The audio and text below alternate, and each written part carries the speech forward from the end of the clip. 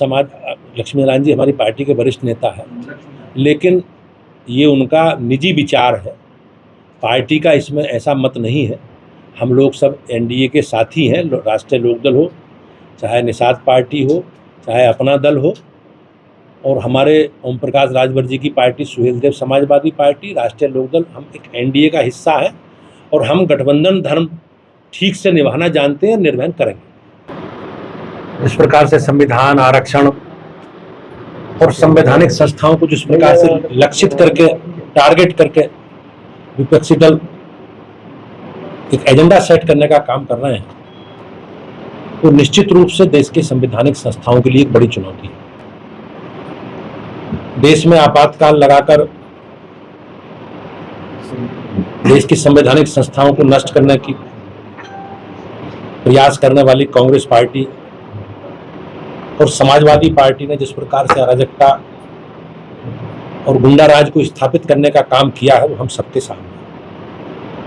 आज समाजवादी पार्टी और कांग्रेस पार्टी के लोग संविधान की दुहाई देते घूम रहे हैं, लेकिन उन्हीं के समय में भ्रष्टाचार, अराजकता, गुंडागर्दी और परिवार की राजनीति करने वाले लोग जिस प्रकार से 2014 में देश की जनता ने उन्हें नकारने का काम किया और माननीय प्रधानमंत्री जी के नेतृत्व में, मोदी जी के नेतृत्व में अपना एक समर्थन और विश्वास व्यक्त किया, उसे ये लोग सहज स्वीकार नहीं कर पा रहे। इंडिया गठबंधन के नेताओं पर यह बात हावी हो गई है और उन्होंने निश्चित रूप से देश में संवैधानिक संस्थाओं के खिलाफ हल्ला बोलना प्रारंभ किया। पूरे विश्व में एक शक्तिशाली लोकतंत्र की मिसाल दुनिया में पेश की है। लेकिन आज जिस प्रकार से समाजवादी पार्टी और इंडी गठबंधन के लोग लगातार संविधान, लोकतंत्र के नाम पर झूठ फैलाकर आम जन में भ्रम फैलाने की कोशिश कर रहे हैं, ये निश्चित रूप से एक निंदा करने योग्य है। समाजवादी पार्टी उत्तर प्रदेश में जिस प्रकार से दिशाहीनता की शिकार है, उनके पास न कोई मुद्दा है और ना लोक कल्याण का उनका कोई एजेंडा। समाजवादी पार्टी की सरकारों के समय जिस प्रकार से अराजकता, गुंडागर्दी और अलोकतांत्रिक तरीके से चलने वाली समाजवादी पार्टी की सरकारें रही। समाजवादी पार्टी के मुखिया अखिलेश यादव जी जिस प्रकार से चुनाव आयोग, संविधान और लोकतांत्रिक व्यवस्थाओं को जिस प्रकार से राहुल गांधी का अनुसरण कर रहे हैं, वो निश्चित रूप से निंदा करने योग्य है। ये वही लोग हैं जिन्होंने सत्ता में रहते हुए आतंकवादियों को बरी करने की, उन्हें मुक्त करने की नाकाम कोशिश की। समाजवादी पार्टी के तत्कालीन मुख्यमंत्री अखिलेश यादव जी ने आतंकवादियों को छोड़ने को मंसूबों को जिस प्रकार से न्यायपालिका के हस्तक्षेप के कारण वो सफल नहीं हो पाए। समाजवादी पार्टी ने चुनाव आयोग और संवैधानिक संस्थाओं पर सवाल उठाने से पहले निश्चित रूप से अपने गिरेबान में झांकना चाहिए उन्हें। संविधान और लोकतंत्र की बात करने वाले ये वही लोग हैं जिनकी पत्नी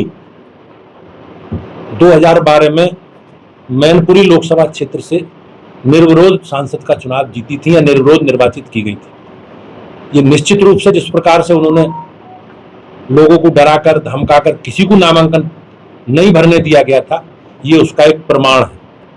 ये वही लोग हैं जो आज संवैधानिक दृष्टि से ईवीएम पर प्रश्न उठाते हैं और ये वही लोग हैं जब 5 सीटें जीतते हैं लोकसभा की तो धांधली की बात करते हैं, संवैधानिक संस्थाओं पर प्रश्न खड़े करते हैं, पुलिस प्रशासन को दोषी ठहराते हैं। लेकिन जब 37 सीटें आती हैं तो ये सब लोग उन सब विषयों को भूल जाते हैं। चुनावों में जब हार होती है तो झूठे तथ्यों के आधार पर जनता में गलत नैरेटिव फैलाने की कोशिश करने वाली समाजवादी पार्टी अब जनता के बीच में निश्चित रूप से बेनकाब हो गई। इस माध्यम से इस प्रदेश की और देश की जनता को आगाह करना चाहता हूँ कि ये विपक्ष के लोग जिस प्रकार से समाज में अनिश्चितता का माहौल पैदा करके, एक निगेटिव प्रचार करके, जिस प्रकार से लोगों ने इन्होंने संविधान, आरक्षण और संवैधानिक संस्थाओं को जिस प्रकार से लांछित करके एक एजेंडा चलाकर इन्होंने लोकसभा चुनावों को प्रभावित करने का काम किया, निश्चित रूप से आज उत्तर प्रदेश की, देश की जनता समझ चुकी है और इनके चाल चरित्र को समझ चुकी है।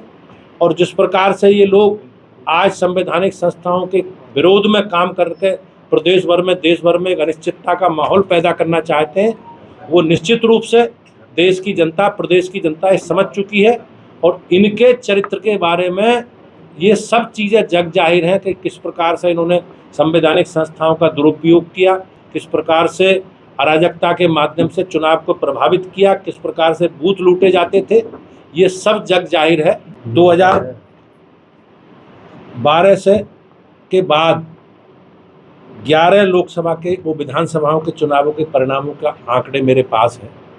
जिस प्रकार मैं 2012 में जो परिणाम रहे और 2012 के बाद जो उपचुनाव हुए उनमें किस प्रकार से समाजवादी पार्टी ने धांधली करके या जो परिणाम रहे हैं वो उनका सब मैं उल्लेख आप सब लोगों के सामने करना चाहता हूँ। जो भी आपकी शिकायतें हैं आप एफिडेविट सहित लिख के दो, हम उस पर कार्रवाई कराएंगे। ये इन लोगों ने क्या है, एक माहौल बनाने के लिए निगेटिव बातें झूठ सच बोलकर लोगों को प्रभावित करने का काम करते हैं। लेकिन बाद में आपने देखा होगा अनेकों अवसर ऐसे आए हैं जब इन्होंने माननीय न्यायालय के सम्मुख जाकर अपने उन कृत्यों पर माफ़ी भी मांगी है। लेकिन मुझे ऐसा लगता है, मैं ऐसा मानता हूं कि प्रदेश और देश की जनता इनके चरित्र को सब जानती है। लेकिन जहां तक विद्यालय बंद करने की बात है, कोई विद्यालय बंद नहीं कर रहे। कुछ विद्यालयों का मर्जर करने की बात आई थी, लेकिन माननीय बेसिक शिक्षा मंत्री जी ने उन सब विषयों को स्पष्ट कर दिया। सरकार ने, आपने देखा होगा, हमारी सरकार आने से पहले पूरे प्रदेश भर में जिस प्रकार की अराजकता होती थी, पूरा प्रदेश दंगाइयों के हवाले रहता था और घर से हमारे महिलाएं बच्चे निकलने में संकोच करते थे। लेकिन आज मैं निश्चित रूप से कह सकता हूं कि योगी जी के कानून के मॉडल की चर्चा पूरे देश भर में, प्रदेश में सब जगह होती है। तो सरकार अपराधियों का संरक्षण नहीं करती थी। पुरानी सरकारों के समय सरकार अपराधियों का संरक्षण करती थी।